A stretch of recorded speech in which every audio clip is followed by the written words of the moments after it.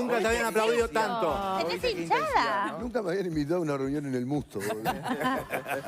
Mucho musto para vos. Todo loco. ¿Así te gritaban en la cancha también? Sí. No, Cosas peores. Alguna cosita Sí, peor. claro.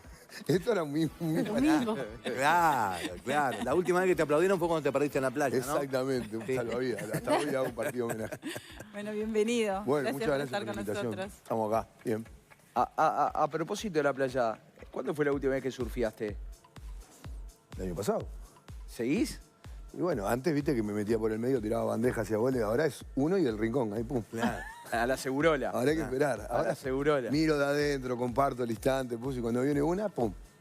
Pero mucho menos que antes, la verdad. ¿Y que el mucho surfing menos. de toda la vida te gustó? Y yo mi regalo de 15 años fue una tabla de surf. Ah, mira. Ah, mirá. ¿Antes que una pelota o no?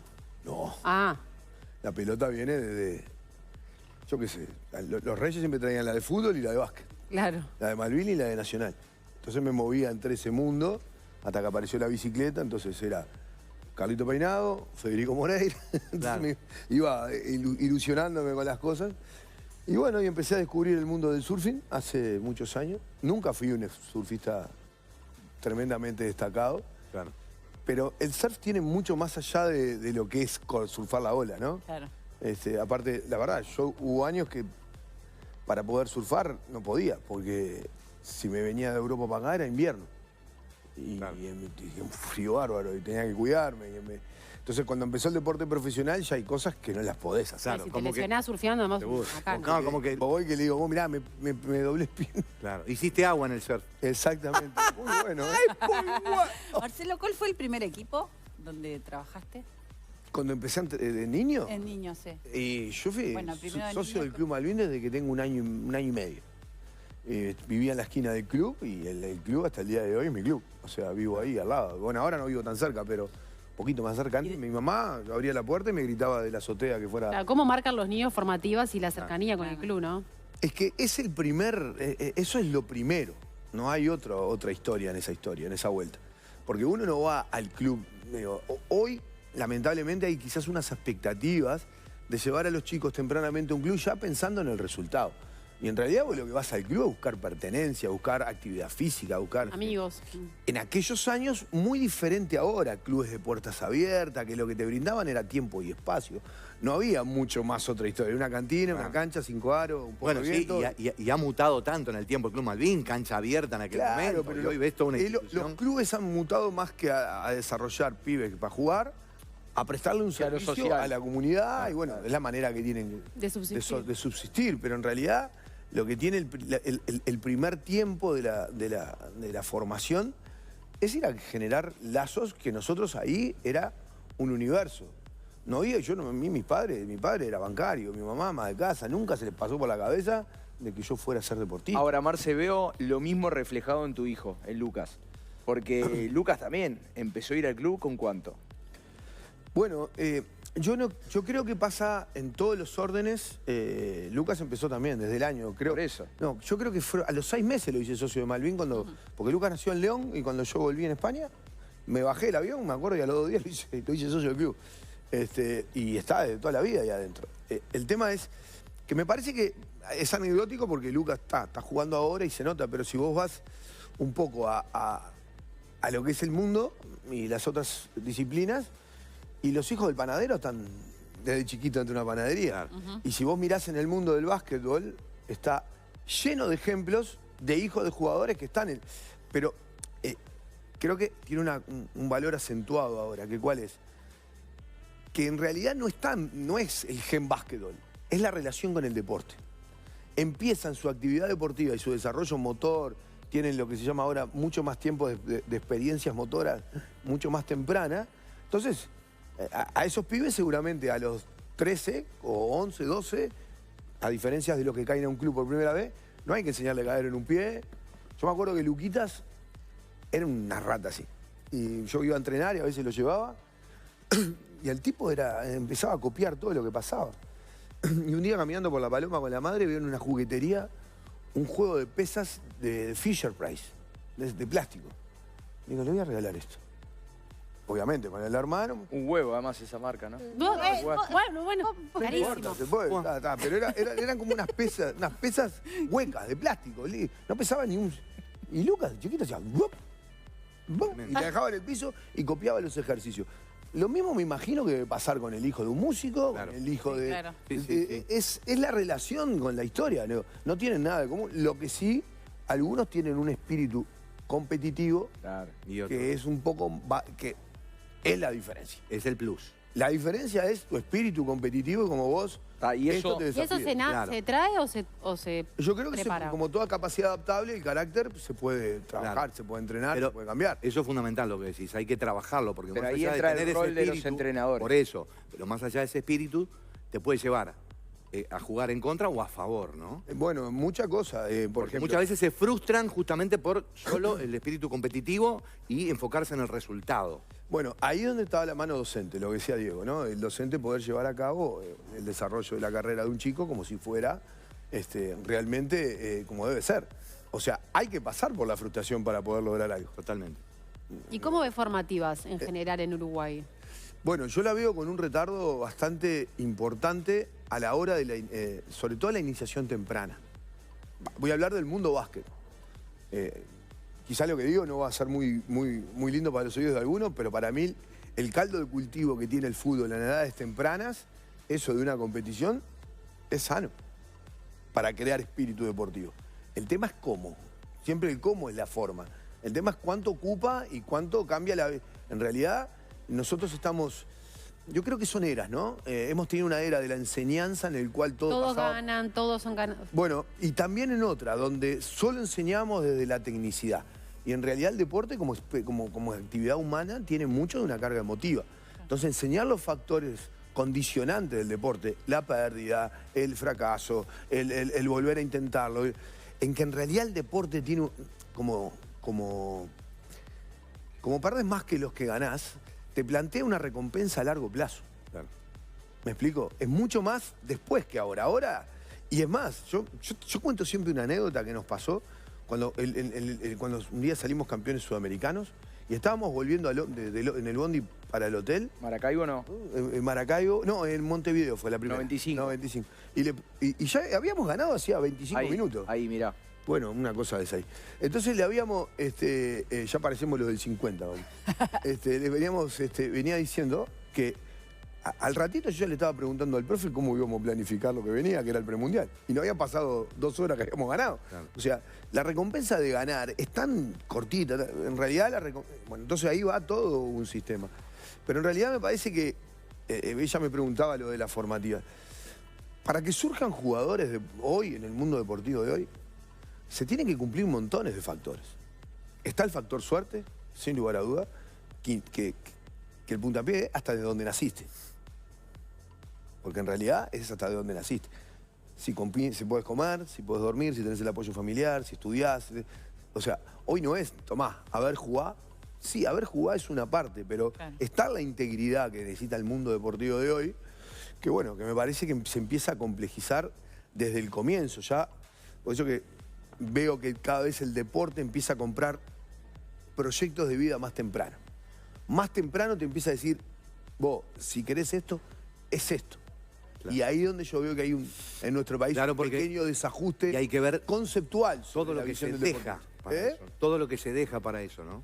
Sí, sí. Todo lo que se deja, Marcelo, y lo que viene después, que también es uno de los argumentos de la nota y de la charla, que son las frustraciones, los apoyos o no apoyos y la salud mental que está en boga de todos y en la cabeza de todos, donde lamentablemente hay deportistas de primer nivel que se encuentran en un momento después de que dejan la actividad y que ganaron todo y que eran todos elogios, capaz que hasta solos y sin saber para dónde arrancar y a dónde recurrir. Es un tema bastante grande el que tocás, Diego, porque tiene que ver... a mí, por ejemplo, el día después para mí fue un Claro.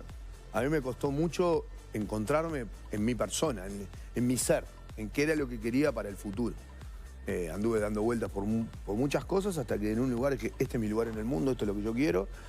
Pero en realidad también el tiempo del deportista en alguna forma te va educando a ponerle en el lugar justo los elogios. ¿Ah? No pasa tanto porque me elogien. No es más, a veces las críticas muchas veces al deportista lo fortalecen, lo desafían. Yo lo que sí creo es que no estamos preparados para lo que viene tan temprano después. Yo el otro día en alguna nota hacía referencia a que el mundo deportivo va a la inversa, el deportista va a la inversa de cualquier ciudadano. Ustedes, por ejemplo, su sistema laboral o su forma laboral los va a llevar desde el primer día del BPS hasta el último y meritocráticamente van a ir ascendiendo, logrando, y en su jubilación eso se va a ver reflejado. En la nuestra no. Claro. En la nuestra no. Y esto tiene que ver, ¿por qué? Porque en el día después no sabés ni lo que fuiste. Lo sabés vos internamente, pero el país que te recibe, ¿qué sos? ¿Qué fuiste?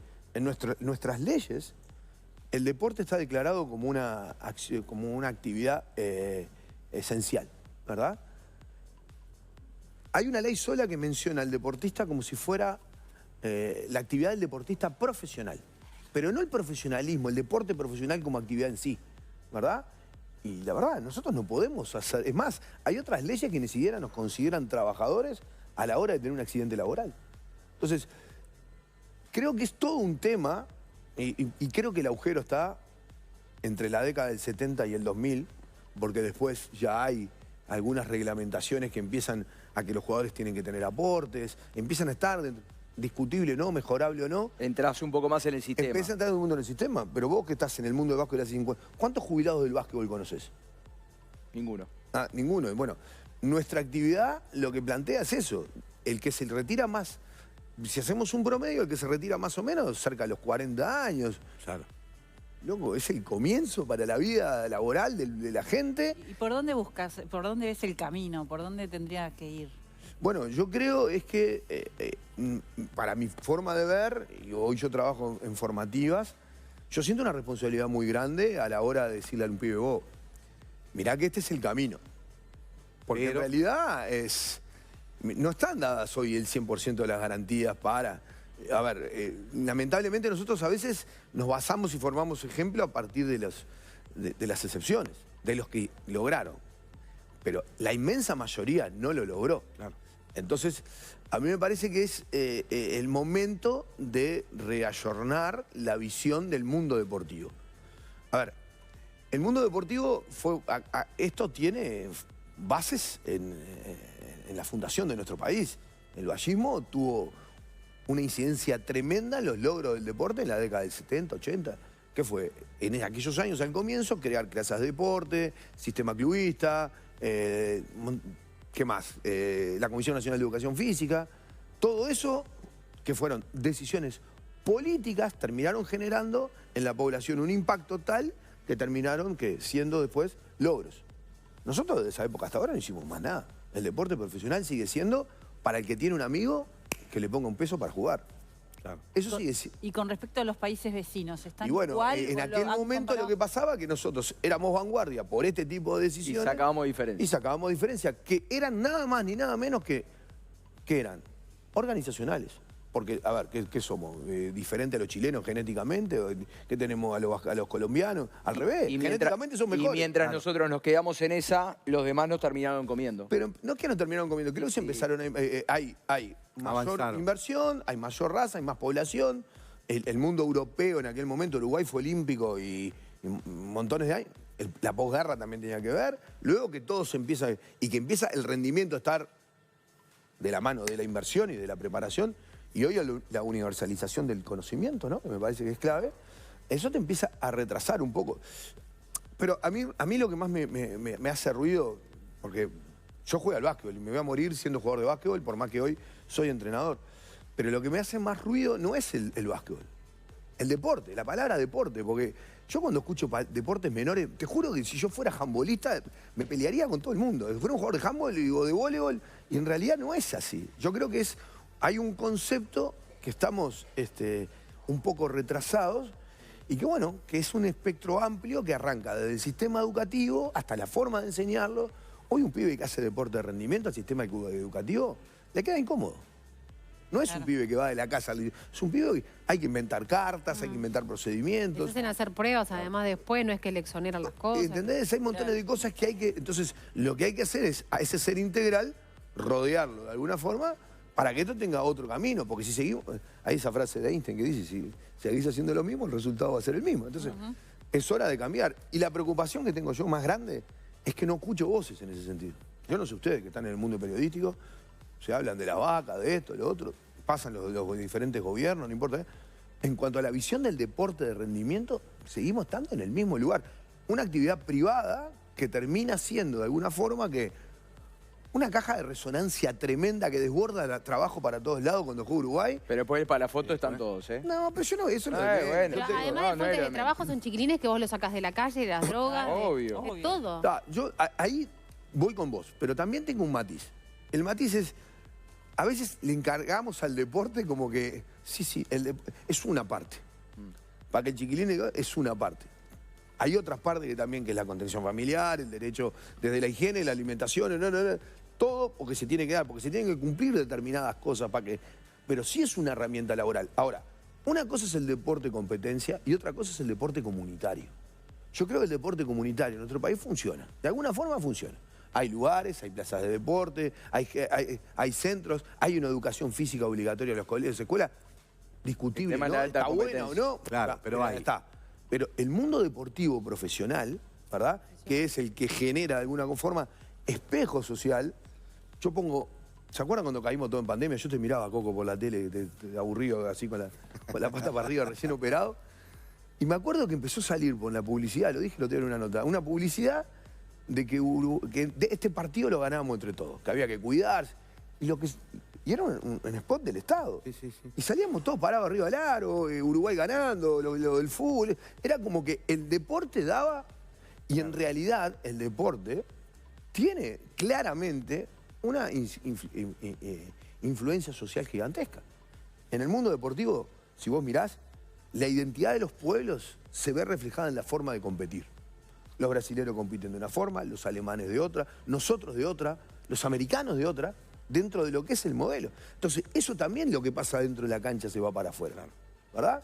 Pero me parece que va un poquito más de nuestro ADN fundacional. Lo mismo debe pasar con los músicos, con los artistas. No todo es garra. Y porque el sistema Tenemos educativo que tenerla, estaba pero no basado toda en la- otra historia. Obvio. En la currícula, no estaba basado en... El deporte y el arte eran accesorios educacionales. Y eso todavía sigue siendo ahí. ¿Alguna vez ustedes se preguntaron por qué jugamos los domingos? Y bueno, Tiene una razón histórica. Era para mover los tranvías de los Pocitos hasta la Quinta de la Paraguaya para que la gente hiciera algo. Eso fue Pero en realidad porque es el día del ocio. El deporte está relacionado al ocio. Y los que trabajamos dentro del deporte estamos en esa historia. Claro. Hasta los niños compiten los domingos. ¿Me explico? Entonces tiene que ver con otra concepción. Es un poco bastante... Sí, va más allá. No tengo la verdad, no tengo la razón. Lo único que vamos a analizar, pero me parece que es el momento de... Mover la pieza. Me parece que hay que empezar a hablar en el 2035, 40, de cómo va a ser. Claro. Seguramente va a ser más rápido, ¿no? Pero va a haber más dinero atrás, seguro.